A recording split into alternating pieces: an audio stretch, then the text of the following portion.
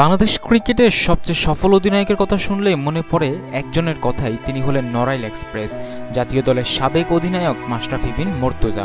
তবে এইবার তার নামে হলো মামলা। রাজনৈতিক হিংস্রতা বা তাকেও ছাড়েনি।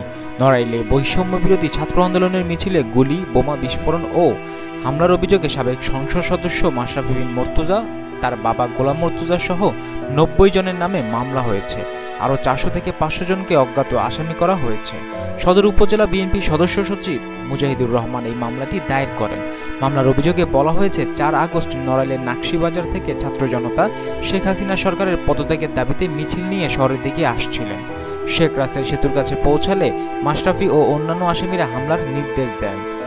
এতে মিছিলে গুলি চালানো হয় এবং বোমা নিক্ষেপ করা হয়। গুলিবিদ্ধ হন শফিকুল ইসলাম ও সোহান বিশ্বাস নামে ২ জন। এছাড়াও লোহার রড, চাইনিজ কুড়াল ও লাঠি দিয়ে মিছিলকারীদের উপর হামলা করা হয়, যার ফলে আরও অনেকেই গুরুতর আহত হন।